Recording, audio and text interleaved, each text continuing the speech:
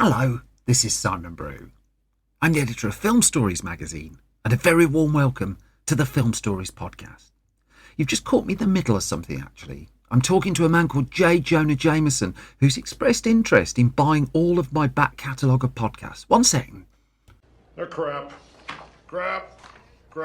Mega crap. I'll give you $200 for all of them. Get in. Come with me. And I show you how deep the rabbit hole goes. And movies that had stories. That the story just sucks them in. This is just the beginning. Stories. We would be honored if you would join us. Hello and a very warm welcome to Film Stories with Simon Brew. I am Simon Brew, that's all you need to know about me. The aim of the podcast, though, is given away by the title. I'm here to talk of the stories of film, and I tend to talk about development stories, production stories, marketing stories, release stories, all the ingredients that go towards making the films that we know and sometimes love, really. Just that, the films that we know and sometimes love. The films I tend to cover on this podcast, they lean more into the mainstream than anything else. They're films I'm interested in or invested in to some degree. Try not to do snark. I try not to punch down. This podcast is a celebration of cinema and just an appreciation, really, that somehow films get made. Enough preamble. I'm going to move on with the first of the two films I'm talking about in this episode of Film Stories. Let's do a superhero film. Don't do many of those, but this one's a cracker. Let's go back to 2004. I'm going to play you a clip from a trailer. Come to the story. The other side of this. I believe there's a hero in all of us. Gives us strength, makes us noble. Even though sometimes we have to give up the thing we want the most. Barker! Where you been? Looking for you all morning. You're late. Always late! You're fired. Look at you, Peter. Your grades have been declining. You always appear exhausted. I know, I'm trying. So where you been, pal? You don't return my calls. I've been kind of busy. Taking pictures of your friend. Spider-Man killed my father. No matter what I do, Do you love me or not? no matter how hard I try, I want Spider-Man dead. it's the ones I love who will always be the ones who pay. I can't keep thinking about you. I'm getting married. I want a life of my own. I'm Spider-Man. No more. And that is a clip from the trailer for Spider-Man 2, dating back to 2004. Directed by Sam Raimi, screenplay credited to Alvin Sargent, with story by Alfred Goff, Miles Miller and Michael Chabon, and starring Tobey Maguire, Kirsten Dunst, James Franco, Alfred Molina, Rosemary Harris and Donna Murphy. And, well, somewhat inevitably, the story of Spider-Man 2 starts with 2002's Spider-Man, which broke box office records in May of that year.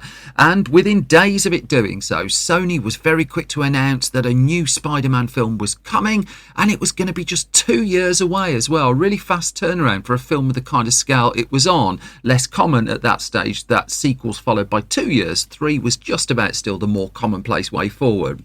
So, as per a BBC report, a date for the release of Spider-Man 2 was inked in of May 2004, and all the key creatives were set to return. I mean, they'd signed contracts saying they would, but still, Sam Raimi was going to direct, Tobey Maguire would be Spider-Man again, Kirsten Dunst would be back as MJ, and James Franco back in the mix as well. The early word was that Sony would call the new film The Amazing Spider-Man. Wonder what it would do with that name going forward. And really, the sheer amount of money that the first film made, which was over $800 million at the box office, meant that A, there was plenty of interest, and B, there were plenty of people who wanted some of that money. I mean, Marvel and Sony, for instance, were at some degree of loggerheads, that Sony picked up the screen rights to Spider-Man from Marvel for a very, very attractive deal at a point where Marvel's fortunes were nowhere near where they sit at the moment. And as The Guardian reported, actually, Sony had bought the movie rights in 1999, and since then it said there's been ongoing bickering and litigation between Marvel and Sony, which pushed the licensing price of Spider-Man up further and further. Marvel had alleged that Sony was attempting to disassociate Spider-Man from Marvel itself. Sony sued Marvel back, saying Marvel was kicking up a fuss to try and get the contract renegotiated. I think time has proven that the contract was far more favourable to Sony than it was to Marvel, and Sony was able to carry on making standalone Spider-Man films, and Spider-Man 2 was going to be the next one. So writing inevitably took time and people. It does tend to do that. And the first people on board were Alfred Gough and Miles Miller. They were hired pretty much May 2002. They were tasked with penning the screenplay for the film. And within a month, David Koepp, who'd co-written the first Spider-Man movie, he was recruited to the team as well, though he wouldn't get a final credit on the movie. And it was in September 2002 that Booker Prize winner Michael Chabon was brought on board as well. It was clear that the focus was moving to the character of Dr. Octopus being the key villain in the film, although there was still rampant speculation as to who it might be. Would Bruce Campbell be playing the Lizard, for instance? That was one name in the mix. But while all that speculation was playing out, and the internet was fueling it in the way that it was just starting to do so in 2002, Sam Raimi was explaining how the script was coming together, because he talked about what happened was he worked on the thematic elements himself and storyboards. He put together full scenes with his storyboard artist, and then he would work out the big moments and the little moments that he wanted to have in the film. He'd work out the ending of the film so he knew where the characters had to go. But what he didn't have as he constructed it was a story. So it was at that point that he hired Gough and Miller to take what Raimi had put together, a framework, and add the story in there to bring in, as Raimi explained to the BBC, new elements and basically to write. David Koepp, he came on board at Raimi hired him back in as well. And so all these people took drafts and added bits and bobs. Michael Chabon, for instance, was credited with adding, quote, a tremendous amount of soul into the character of Peter Parker, as well as a fair amount of wit as well. And once they'd all done with their work, the process continued. That Raimi then took the script with his brother Ivan, and then they kind of picked together the best bits out of everything that had been written thus far, brought in Alvin Sargent, and it was Alvin Sargent ultimately who shaped the shooting script for Spider-Man 2.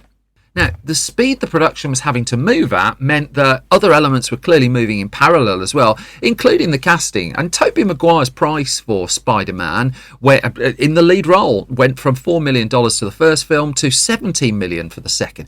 But heck, was there a problem. And in fact, the pre-production of Spider-Man 2 suggested a very, very tricky film and lots of problems behind the scenes because it nearly lost its Spider-Man. Now, the speed was causing some degree of problem as well. I mean, filming eventually had to be pushed back to meet the original planned release date of May 2004. Well, filming would have had to begin in January 2003, and the film just couldn't be put together in that amount of time. That start date was missed, and instead, Spider-Man 2, as it wasn't yet known, moved instead to a start date of April 2003, which in turn moved the release date to July 2004, pushed it back 2 months. Kirsten Dunst back on board. She was hinting in early interviews as well that it wasn't just potentially the Lizard in there, but Black Cat, the character of Black Cat, may make an appearance. But in February 2003, that's when the main casting information started to come through. That what Sam Raimi was looking for the role of Dr. Octopus was actors and acclaimed actors. And the shortlist was said to have been narrowed down to 4. Chris Cooper, Christopher Walken, I mean, imagine that, Ed Harris and Alfred Molina. And as per TV Guide, I mean, the speculation was soon just shut down because Sony put out a press release confirming that Alfred Molina was going to take on the role of Dr. Octopus. Not a decision that went down wonderfully well at first with fandom, but you know, what does fandom know in a lot of these cases? I still remember the furore over Michael Keaton being cast as Batman. At the point this has been recorded, Michael Keaton as Batman has just reappeared on the big screen. People have gone nuts for it. So time is a great healer of fandom's angst, I think. And in the case of Alfred Molina, I mean, he would turn out to be terrific casting in the role. But just because Sony had put that press release out and just because Sony had announced Dr. Octopus was the lead villain, that didn't mean that the speculation was stopping. There was still the feeling that as it become the norm really, that the film was going to be packed out with more than one villain. But as much as those involved were denying it, people just weren't really believing them. But it was in March 2003 that big pre-production problem hit. because Tobey Maguire had slotted in another film in between the making of Spider-Man and Spider-Man 2, and that would be the Gary Ross-directed, Best Picture Oscar-nominated Seabiscuit. This involved a lot of horse racing, and Tobey Maguire sitting on horses and racing them, as you might expect. And he was said to have sustained a back injury while making the film. Now, at the very least, it was a very physical film to make, and it left him pretty much exhausted. But also it got to the point where there was doubt whether he would be in shape, whether he'd be recovered really, in time for the now planned April the 12th, 2003 start date for Spider-Man 2. And in fact, as Film Review magazine reported at the time, there were 3.5 weeks before filming was due to start. It was unclear whether Tobey Maguire was going to be on board, that this could have been a Val Kilmer in Batman Forever to George Clooney in Batman and Robin moment. And as Film Review's news report said, Maguire was said to be exhausted and suffering with back pains. Now, for Sony's point of view, this was a problem it didn't need, and the aforementioned Batman example had set a precedent for recasting roles if needed after just one appearance for an actor. And there were rumours that were denied that actually it was a game of hardball that was being played here, and also that Maguire was looking for a way out of the Spider-Man role. Now, the aforementioned report from Film Review was dated March the 19th, 2003, and it got to the point that Entertainment Weekly magazine had a cover feature on the film Seabiscuit in July 2003, and that opened things up still further because it spent a reasonable amount of time in an article focusing on rumours that Maguire wanted out of Spider-Man. And in that Entertainment Weekly piece, we learned that at this point he'd fired his longtime agent. There was a bit of chitter-chatter from an anonymous source that suggested that Sony wasn't giving him the $17 million fee for Spider-Man 2 until filming was done, that up until the last day, it was basically he was going to get the minimum rate for the film and he would only get the megabucks right at the end. And it was that level of tittle-tattle that was going around. In lieu of official information coming out, people were just filling in degrees of the gaps. I mean, there was clearly some degree of smoke here, but how much is best known to the people who were slap bang in the middle of all of this. Now, it also didn't help that Maguire had to lose £20 to take on the Seabiscuit role, and now he suddenly had to bulk up again to play Spider-Man. And so Sony decided to really play hardball and spread the word that it was talking to other candidates for the Spider-Man role, one of whom was Jake Gyllenhaal, who had originally been in the running when Tobey Maguire was given the role first time round. And come the week of March the 10th, 2003, and again, this is 3 weeks before filming was due to begin, as per a report in Variety, Tobey Maguire was on the verge of being let go by Sony. Now, the exact report quotes, it says, but Maguire's behaviour during pre-production didn't seem to reflect gratitude toward the studio. Columbia, owned by Sony, felt that Maguire's reported back problems, which he's known to have had in the past, were now being used as a threat during negotiations if the actor's list of demands wasn't met. So it was fairly damning stuff. Now, contact was made with Gyllenhaal, Variety reported, who also happened to be dating Kirsten Dunst at the time, and Maguire's team at that point was informed, really, that work was underway on recasting, that Gyllenhaal has come out in recent years and admitted that he was contacted at this point about the Sony role. Now, this all worked out amicably in the end. Maguire's team quickly got to the table. Sony was insisting, apparently, on really proof of his fitness for the role, that the injury was going to be fine, that he'd be able to carry it out. And there was a concern about the higher number of stunts in the second film compared to the first, but it was ultimately resolved relatively quickly. A lot of noise around it though, but Tobey Maguire was definitely going to be headlining the new Spider-Man film, which could start beginning filming in earnest in April 2003. Now, some early footage had been captured in the end of 2002, but the principal photography was underway in the spring of 2003, and it was going to be a long shoot as well. That there were going to be over 100 different sets and locations. That filming would start in New York and Chicago, and then it would head back to Los Angeles and Sony's backlot for large chunks of the filming. Now, the movements for Spider-Man zipping through the air as well were captured once again by this system that had been invented called Spider-Cam. Now, it was called Spider-Cam beforehand, and it was actually first used in a movie in 1993's Cliffhanger, starring Sylvester Stallone. That a lot of the altitude shots from the mountains, well, Spider-Cam was in there doing whatever a Spider-Cam can, I suppose. Well, I apologise. But it was where suspended camera work was really coming in useful, and Spider-Man 2 was going to push that further and further than it had done even on the first film as well.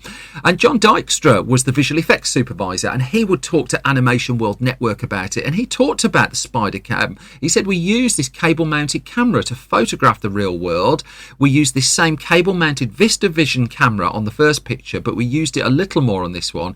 And they got footage of all the buildings on Wall Street, basically for the price of the photographic setup. That the camera, as Dykstra explained, went about 4,000 feet from 22 stories high down to a foot off the ground and back up again. And then the way that they captured the footage meant that they managed to, in his words, capture some of the images that represented New York without having to make them all digitally. This would not be entirely CGI. Now, of course, a digital Spider-Man was then popped into the midst of quite a lot of it, but there was also a large chunk of physical stunt work on Spider-Man 2, which, again, Tobey Maguire would end up performing a good degree of his own stunts. And in fact, they wrote into the film just a little gag where he complains about his back as well, acknowledging all the noise that had been made before filming began. Now, the other effects challenge was realising Dr. Octopus, this villain who's got these basically mechanical tentacles attached to him. And Dykstra talked about how the production designer, the costume designer himself, worked to make tentacles that could be created in reality, like puppets.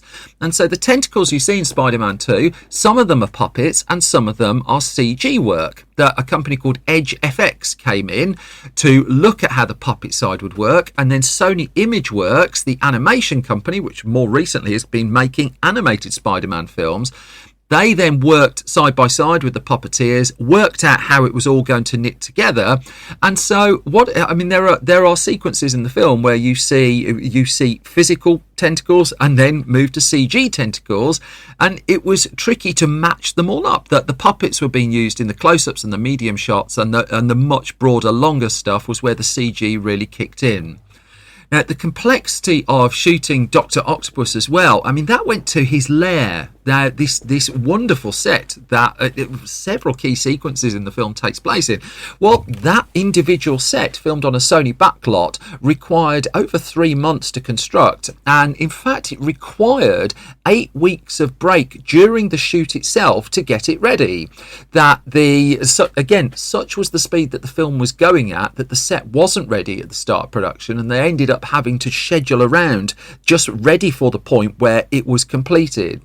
Now, in the midst of filming too, as reported in the book The Unseen Force by John Kenneth Muir, Maguire would deny that he'd been fired. In fact, clearly he hadn't been fired. He was appearing in the film. He would reiterate again that there were just concerns here over the level of the stunt work. But also what there was a real feasting on the film. There was a lot of affection for the first movie. There was a lot of keenness to see where Spider-Man 2 would go, especially when people heard that Dr. Octopus was going to be in it. And so, somewhat inevitably, in the middle of the shoot came San Diego Comic-Con, and the Spider-Man 2 team duly trooped along to that, with the exception of Sam Raimi, who was ill at the point and on doctor's orders wasn't allowed to go onto the Spider-Man panel. That was the point where the first clip of Dr. Octopus in Spider-Man 2, this was nearly 10 months ahead of the release of the film, was screened to, it would be fair to say, a very enthusiastic audience. Now, the film would wrap up after an extensive shoot, and in fact, pickup stuff was still being done in December of 2003, which was when the first official teaser trailer came out for what was now finally officially called Spider-Man 2. And the enthusiasm was just bubbling up. We're in an era now where promotional campaigns are analysed to the nth degree, and generally the response to them is not on the high side. That was absolutely not the case here. That Spider-Man 2, everything now that seemed to be coming out about it was really going down a treat. As you might expect too, it was costing a pretty penny. That Spider-Man 2 was costing Sony $200 million just to realise the negative of the film. By way of contrast, the previous movie had cost $140 million, and not everyone was having a great time on it either. I think it's pretty well known that Danny Elfman, who did the score for Spider-Man 2, did not have a nice time, and as much as the pair of them would make up and Elfman would return to score Sam Raimi's film Oz the Great and Powerful. This was it as far as Elfman and Spider-Man movies were concerned, that when it came to Sam Raimi making Spider-Man 3, the composer duties went on to someone else. And in fact, even on Spider-Man 2, Christopher Young and John Debney were said to have come in and done some extra work on the film's final score. The Spider-Man juggernaut was very much rumbling as well. That's a metaphor, isn't it? But the point here is that even as Spider-Man 2 was going through production and heading at speed towards its release date, Sony had already confirmed that it wanted Spider-Man 3 as well. Now, it would leave more time for Spider-Man 3. It would be a 3-year gap to that particular feature. And I've covered that one on a previous episode of the podcast. But it was very clear that everyone involved who had signed, the key creatives had signed a 3-picture deal, they were going to be held to a 3-picture deal. The race to the finish line to get the film completed involved a significant amount of visual effects work. It's estimated, actually, I think The Guardian did a breakdown on this, that suggested the effects work was about a third of the budget by the end. I don't have the Excel spreadsheet for Spider-Man 2, so I can't utterly confirm that. But Raimi unusually would be talking to the BBC, not that unusually he talked to the BBC, but about the fact that he reckoned he had a lot of creative freedom on Spider-Man 2. He certainly didn't on Spider-Man 3, but he said overall it was great because I could make this large studio picture and still make my own personal drama about the character and his love story at the centre of it, very much as I would for an independent picture. And it was that story at the heart of it, that really small, tiny story in the midst of a massive blockbuster, which had really convinced Raimi that this was the film that he wanted to do. He was also producing horror movies at this point as well, but couldn't make them because he was open about the fact he was committed to Spider-Man 3.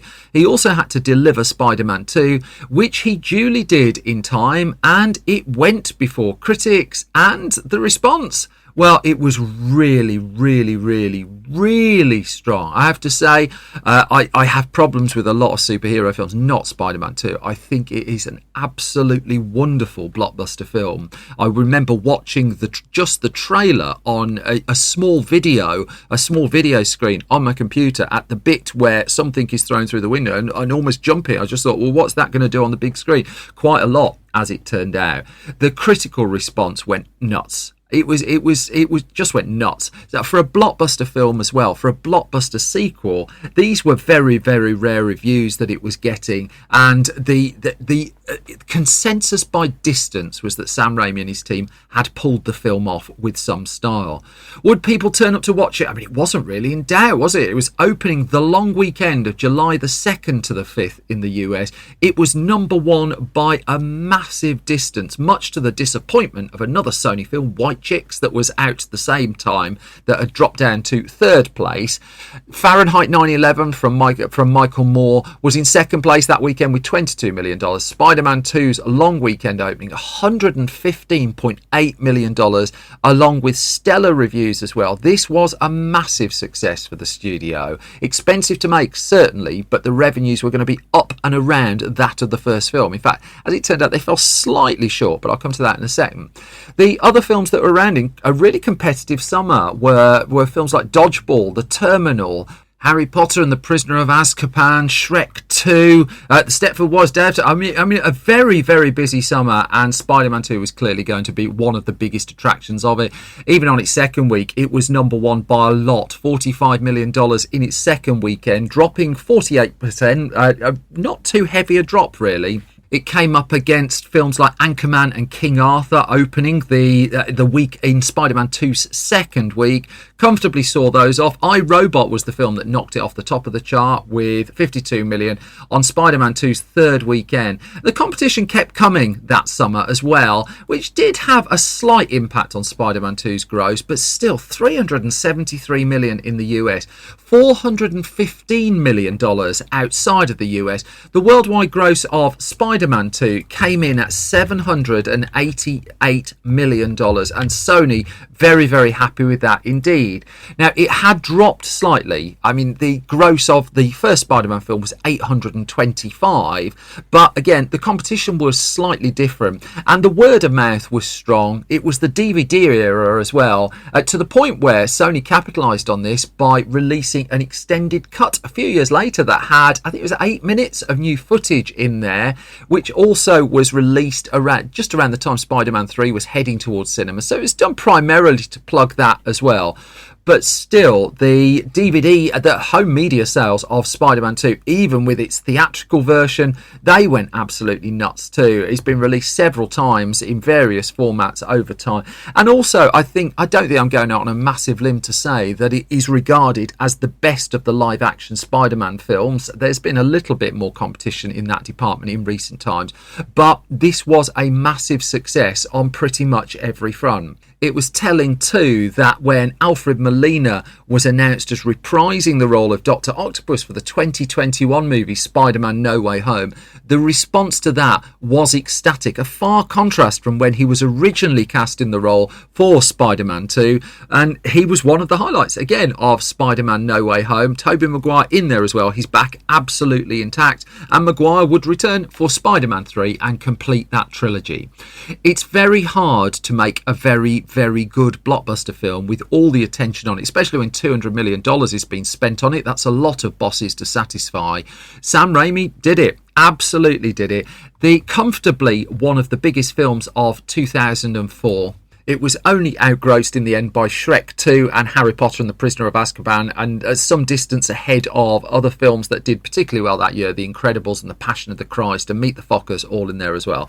A high bar. Could Spider-Man 3 match it? Well, you know the answer to that. But if you dig back into the podcast archives a little bit, we'll talk about it a lot more there.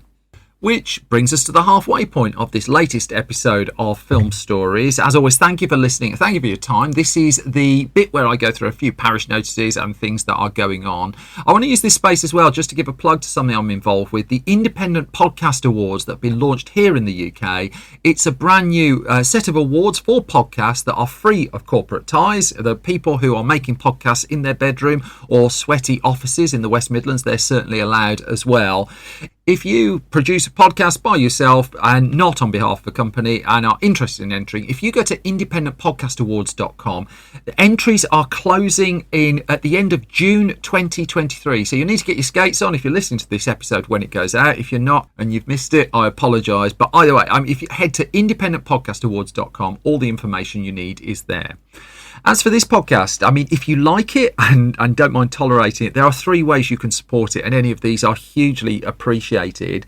Firstly, I'm at Patreon, patreon.com/Simon Brew. If you pop a few coins in the pot there, you get this podcast ad-free. You get it early pretty much every week as well. You also find out the gossip of what we're up to behind the scenes. At the point this is being recorded, it is a momentous week for a big project I'm working on, so I'm going to be dropping information of that on the Patreon soon. That's at patreon.com/Simon Brew.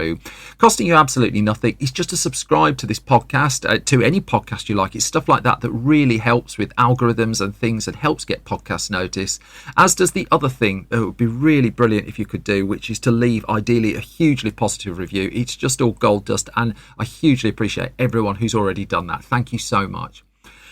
I think that's enough parish notices. Let's move on to the second of the 2 films I'm going to talk about in this episode of Film Stories. We're bringing things a bit more up to date. I'm going to the year 2022. I'm going to have a bit of dinner.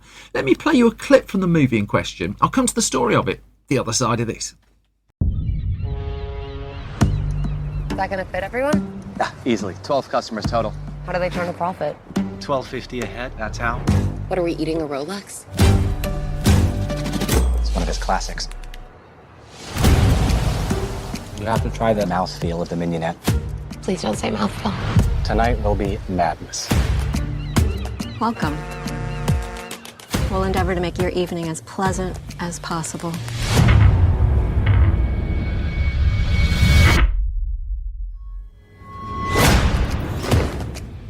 Welcome to Hawthorne. Here we are family. We harvest, we ferment, we gel. They gel. So that was a clip from the trailer from 2022's The Menu, directed by Mark Mylod, written by Seth Rice and Will Tracy, based on a story by Will Tracy, starring Ralph Fiennes, Anya Taylor-Joy, Nicholas Hoult, Hong Chow, Janet McTeer, Reed Birney, Judith Light and John Leguizamo, coming to him shortly. The story of The Menu then, let's go back to those writers I mentioned right at the start. They are Will Tracy and Seth Rice, and what do you know, they went for a meal. Off they went to an island restaurant. I think this was Tracy actually rather than the two of them, and it was just off the coast of Norway. And as Will Tracy told Bon Appetit magazine, he just said there was something relentless about all of these tasting menus. He says you can't leave, you're being held hostage by a story which they're telling for hours. And he was really taken just with this very, very posh restaurant that was almost performative in the way that it was bringing its food out and putting its food together. Now, the pair had writing form that they'd written for The Onion, for instance, at that point, and Will Tracy would join the staff of the TV show Succession.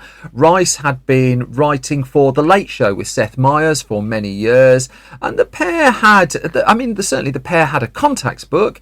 They also had a contrast as well, that Tracy described himself as a foodie, Rice less so they could come at the story they ultimately decided to tell from slightly different perspectives as well. And so, also, on a separate occasion, what really cemented the idea for the movie was that they had been invited to a Chicago Michelin star restaurant, and they were invited to take a look at the kitchen while they were there, and they saw similarities with the work of writers. They saw a chef who wasn't banging the table and everything. He wanted to be a collaborator. This chef wanted to be an artist, and the light bulbs went off, and so a screenplay started to come together. Now, this screenplay as well, it was getting some traction fairly quickly. That in February 2019 came the report that the script to The Menu had been picked up by Gary Sanchez Productions. Now, this is the banner that at the time was overseen by Will Ferrell, Betsy Koch and Adam McKay, and they picked up the picture. And furthermore, they landed a hell of a director for it as well. That Alexander Payne, the director of films like Sideways and Election and The Descendants, and just at this point he'd just released Downsizing as well. He was set to take on board The Menu. Now, what they didn't have was a studio, but what Gary Sanchez Productions had done was basically package together, here is a script, here is a director, we've got a project ready to go. And so the idea was take that out to market, hope someone foots the bill, and then you can crack on with making the film. And the film was going to cost, $20-30 million to make. Not massively expensive, but also it's the kind of budget level where it's quite difficult, ironically, to get a decent return on it, because the general thinking in Hollywood was you still got to spend a ton of money marketing a film, and studios were kind of reluctant to do that on mid to lowish budgeted fare. Still, by April 2019, it looks like things were going and moving forward. That Alexander Payne this was looking like his next movie. And Deadline was also reporting two major pieces of casting, real casting coups as well. That Emma Stone was going to take on one of the lead roles in the film, and Ralph Fiennes was going to be the chef at the heart of the picture. So that really should have been, you fire a starting gun and it's ready to go. But there were problems, and it got to the point that by the end of 2019, the film was still being held up by development issues. Now, the script had been reworked a little bit, as you would expect, but still, there just was, it was a case of it just wasn't quite getting over the line. That there was certainly interest in the project, but was there enough money to get it going? Would everything align? For whatever reason, by the end of 2009, Alexander Payne was dropping out. He was no longer involved with it, and the film was now going to have to be delayed. As a result of that, Emma Stone was going to have to drop out as well. And the project was, if it was going to happen, was going to need to be retooled, and the crew was going to be changed. Ralph Fiennes would remain constant with it. And it got a boost as well in December 2019 when the screenplay to The Menu made the blacklist, which is, if you're unfamiliar with that, it is the list that's produced annually of the best unproduced scripts in Hollywood. And what it means is all the agents and the people with some degree of influence over what films get made vote on the scripts that they've read that they just think should be taken to production, and The Menu appeared on that list. Now, the writers at this point had been doing a bit of work on the TV show Succession, and another person who was on that show was director Mark Mylod. Now, he had been building his name back up in television. I mean, he directed several episodes of Game of Thrones. He directed episodes of Succession, and Succession was the show in 2019 that was just rocketing at speed. This has been recorded just not too long after the final episode has aired, and so this was very much his moment. Now, he directed films before, but not since 2011, when he directed the Anna Faris Chris Evans vehicle, What's Your Number? Before that, he'd done a lot of comedy. He'd done a lot of sketch comedy. He'd done the movie Ali G into House as well. And in the midst of all of this then, Seth Rice and Will Tracy passed him a copy of the script. And as Mark Mylod told Film Stories magazine, that sounds quite good, might get a copy of that. He just said, I had no expectation of directing it, just that he was really impressed at first with the script. However, the producers, well, Will Ferrell wasn't directly involved anymore. I think you can read quite a lot about him and Adam McKay's parting of the ways when it comes to producing pictures. That's online. But Adam McKay was certainly back in, well, he was another one of the few constants with the movie. And so he was on board as a producer, as was Betsy Koch. And they met with Mark Mylod as well. And Mylod just put forward how he would do it. He said the crux of my pitch was really finding the balance of the triangle of the comedy, the satire and the thriller element of it. And so if you're unfamiliar with the film The Menu, it is a bunch of basically very posh and very well resourced people who go to an exclusive restaurant for a menu of food that is put together by Chef Slowick, who's played by Ralph Fiennes. And so it's a very dark at times comedy. There's lots of that. Well, I don't really want to spoil the film, but there are, let's just say, ingredients to it. And Mylod just wanted to kind of find a way just to bring all those together. And so he had talked himself into the job. He was hired as the new director, and Adam McKay was now producing through his Hyperobject Industries banner as well. And it just seemed like the perfect project for 2020, which is when all this came back to life, because of course 2020 was a year of lockdowns, that there were lots and lots of Zoom calls, of course, and it also changed the kind of projects that Hollywood was looking for. All of the big blockbusters were on hold at this point. You couldn't film them. In fact, again, as this is being recorded, we're on the eve of the release of Mission Impossible Dead Reckoning Part 1, which was being shot 3 years ago in the midst of pandemic lockdowns, that we're still feeling the ramifications of that time. But what it meant was that studios were looking for films that were able to be produced under what were likely to be fairly strict COVID filming conditions. And by May 2020, the menu had come to the attention of the now Disney-owned Searchlight Pictures. And it just seemed perfect for the kind of films at the kind of level that Searchlight was looking to make. It had limited locations. It had a very controllable set. And in fact, most of the film takes place on one set, perfect for filming in COVID-restricted conditions as well. And so McKay and Mylod saw eye to eye. Mylod signed up to direct the film, and it started to come together in earnest. Well, it'd be about a year later, really, when the casting started to filter through. That even though the script was still in a good place, it was still really a year after Searchlight came aboard and Mark Mylod agreed to direct that the film could get moving, although, again, Mylod had commitments to shooting Succession as well. The first big piece of casting that needed to be sorted was to replace Emma Stone, whose schedule could no longer accommodate filming The Menu. And it was in June 2021 that the rumour came forth that Anya Taylor-Joy was going to be taking on one of the co-lead roles in the movie, which she did indeed sign up to in July. Just one month later, her role was confirmed, with Ralph Fiennes again confirmed not for the first time. In July, actually, that was also when Hong Chow was aboard. Nicholas Hoult was confirmed to be joining the ensemble. August came the news that John Leguizamo had been tempted to come out for a bite to eat as well, and Amy Carrero was on board in September 2021. And Mark Mylod, really, in the midst of all of this, as an impressive ensemble cast came together, was was wrestling just a couple of the problems of it, because as he explained to us, he just said that it was one of the scary things about the screenplays. How do you make essentially one space cinematic and compelling so the audience don't get bored of that space? And the answer, as Milo explained, was you make the space incredible, that the production design that went into the menu was extensive. And in fact, Milo himself watched a lot of thrillers that were set just in a single space. He was a huge fan of Parasite, for instance, and that was a good influence on the film that he made. He took a look at the Oscar-winning Room. He went right the way back to 1990's Misery, which I've covered on this podcast before, and he worked out what was working about those films as he tried to fashion the menu, the movie that he wanted to make. He also knew when he was filming that he wanted to take a leaf out of the book of the late Robert Altman, a man known for his ensemble-driven films such as Nashville and Gosford Park and The Player and Shortcuts.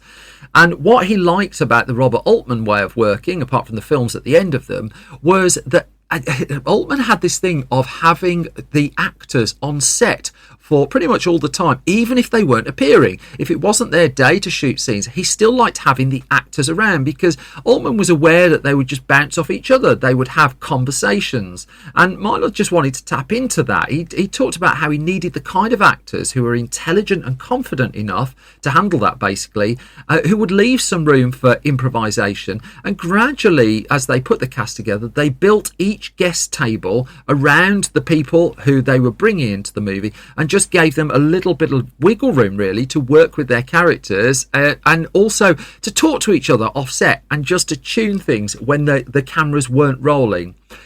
Filming finally began in September 2021 anyway, and this was after a week of rehearsals. I mean, basically, because of the COVID restrictions that were still in place, that the crew and cast came together just ahead of time. It was shooting in Georgia in the US, but COVID protocols meant that they needed to work pretty much in some degree of bubble still. I mean, those filming restrictions were slowly coming to an end at this point, but they still held for the menu.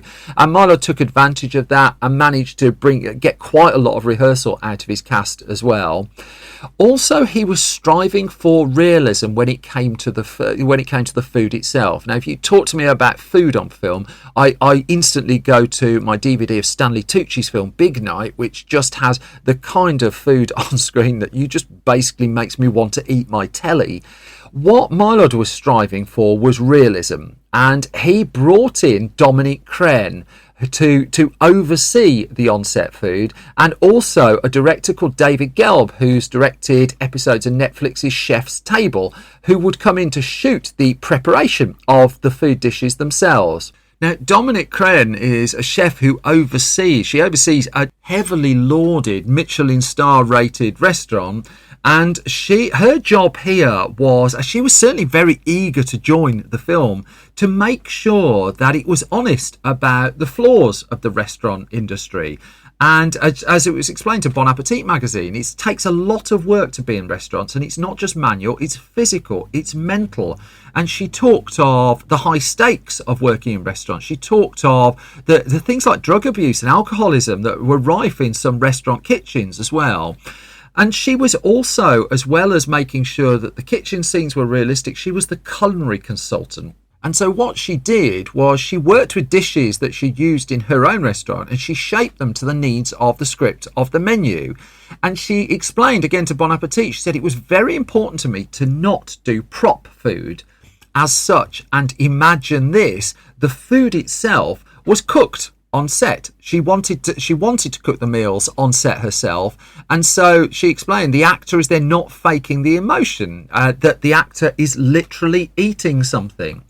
Now, in terms of how Ralph Fiennes was going to approach the role of the chef, well, he changed his direction on that, because he admitted that he had the cliche of a chaotic kitchen in his head. He told this to the press notes for the movie. He talked about the whole idea of a chef shouting over everyone, a little bit Gordon Ramsay, really. But he had conversations with Dominique Crenn, and as Fiennes said, when Dominique told me about her kitchen and how she liked to work, he just said, that's how I saw Slowick's kitchen. The control and the power is in the kitchen staff's dedication to the chef and his food.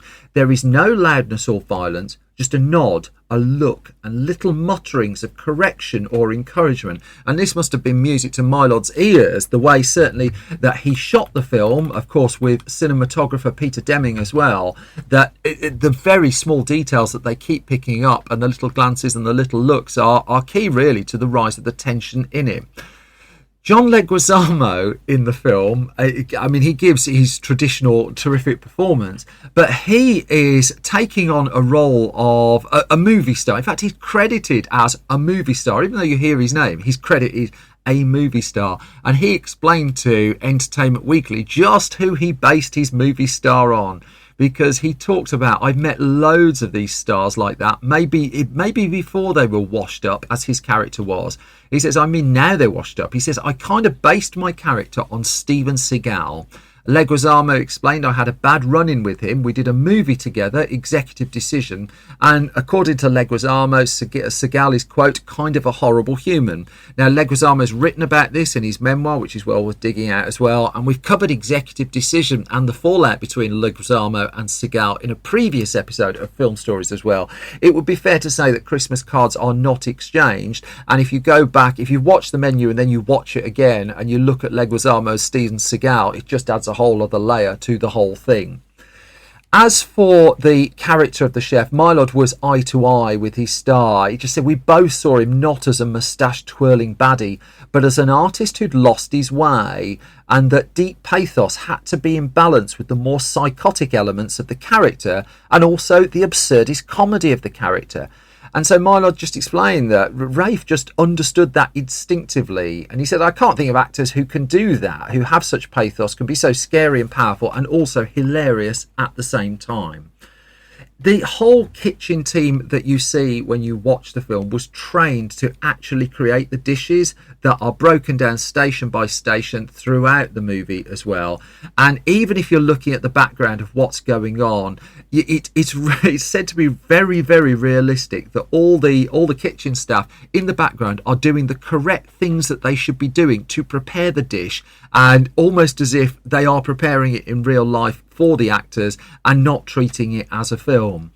This was all crunched in to a shoot that was 4 or 5 weeks in the air. I mean, filming was done by September of 2021, and in the can it went, in the edit it went, but because this was a more modest film, well, Searchlight was going to have to work on just how to release it. It had spent $30 million to make the movie, but cinema release patterns were going a little bit haywire, I'm sure you remember.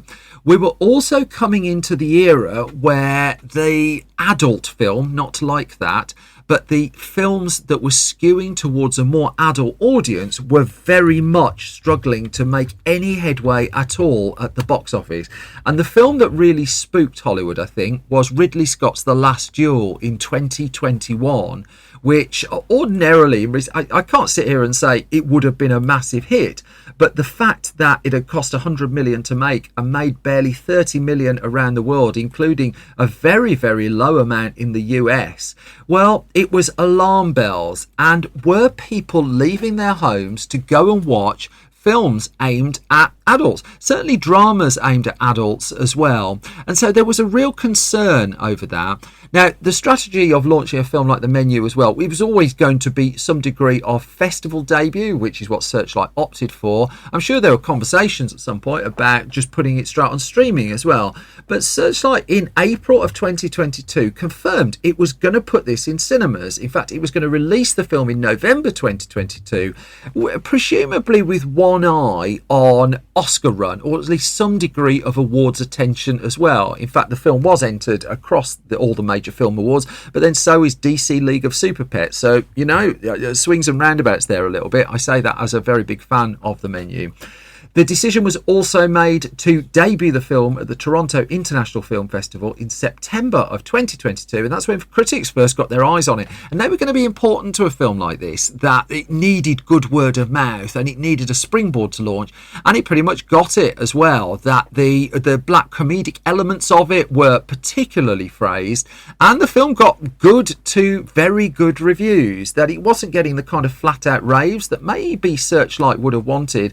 There were concerns as to whether its satire was particularly deep, whether this was actually a bit more shallow than it looked. I think the film is a treat. And I went in to see it knowing absolutely nothing about it. And again, it's a really easy film to spoil.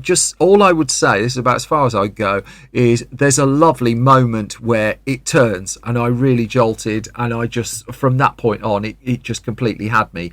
Now go back again and watch it with Steven Seagal in your eyes. You get a whole other flavour to it. No pun intended. The film then did get a cinema release. So let's take a look at that, because Searchlight put it out in November of 2022. It opened the weekend of November the 18th to the 20th, and the box office was up and down around this point. That the big films were finally doing well, the smaller stuff not so much. The very same week, the terrific She Said opened with 2.2 million at the box office, still a ridiculously low amount of money for a film that good, and that was playing on over 2,000 screens as well. Now, Searchlight put The Menu on over 3,000 screens. It wanted to make a bit of a blast with it, knowing that it was also going to fast track it to the Disney Plus streaming service, as would happen. A $9 million opening weekend, where it finished second to Black Panther Wakanda Forever, wasn't a bad result, really. And in fact, at the point where lots of ink was being spread on will people watch dramas aimed at adults in a cinema, the one film in this particular part of the year that was being held up as a, well, yeah, if you get it right, was indeed The Menu, because films such as Steven Spielberg's The Fabelmans weren't cutting through at that point. Bones and All opened on The Menu's second week and barely scraped $2.2 million. The much acclaimed The Banshees of Inisherin, that was 6 weeks in and had done $7-8 million. And there was Triangle of Sadness, which had been around for 2 months, and that had barely scraped $4 million. But The Menu got some degree of foothold, and it didn't go absolutely nuts, but it hung around the top 5 for a good few weeks, which other films of its ilk just simply weren't able to do. That by the time, it was still in the top 5 by mid-December, not making mega money, but still doing perhaps more than people had expected. What brought its box office run to an end, and it's feasible that it could have kept going across Christmas and New Year just on the basis of word of mouth, was that it was on the Disney Plus streaming service here in the UK. It was on streaming service in the US as well before Christmas, and so after a month it was the vast majority of the audience were now watching it at home. However, in the US, it still grossed 38 million. Outside of the US, it grossed 41 million. And a worldwide box office take of $79 million might not sound enormous, but in the scheme of things, really wasn't a bad result at all. Now, the awards run didn't go particularly to plan. They couldn't interest the Oscars. They got a little bit of interest from the Golden Globes, but it's the Golden Globes. However, a few awards bodies were convinced to give gongs in its direction. It's certainly got a long list of nominations as well. Off the back of it, Mark Mylod went back to complete Succession 2, and there was no real aftermath beyond that to The Menu. That it's enjoyed a very strong reception on streaming, and it continues to earn eyeballs on streaming as well. But this was a project that had taken about 4 years in the end to realise, to bring to the screen, and remains something as a one-off, albeit arriving amidst a bunch of films that may not have shared its exact tone, but was certainly, let's just pointing a few fingers at rich people. Now, with that in mind, I'd like to point out I'm not a rich person. I've got no particular urge to eat at the restaurant concerned in the movie. But you know what? I will be going back and having another look at the film. Lots and lots of fun. And that brings me to the end of this latest episode of Film Stories. As always, thank you for listening and thank you for your time. If I've not bored you completely, you can find more from me on Twitter at Simon Brew. You can find more from the entire Film Stories project at Film Stories. You can find us on Facebook at facebook.com/Film Stories Online, youtube.com/Film Stories. And then there's our website, filmstories.co.uk, which is updated every weekday with movie news, reviews, features. If you go to store.filmstories.co.uk, that's where we have all of our print magazines for sale. We have lots of them. We produce Film Stories magazine, which is at least 100 pages of movie mayhem. And we also produce Film Junior, which is, to our knowledge, the world's only regular print film magazine for under 15s. Also, primarily written by under 15s as well. They're paid for writing for it. We'd love it if you could support that. If you head to store.filmstories.co.uk, that's where you can find more details and also pick a few copies up. Finally, that Patreon again is patreon.com/Simon Brew. And now I'm really conscious I've outstayed my welcome. As always, the most important thing is you all look after yourselves. You all take care. I will be back soon with another bunch of film stories. Until then, take care. Bye-bye.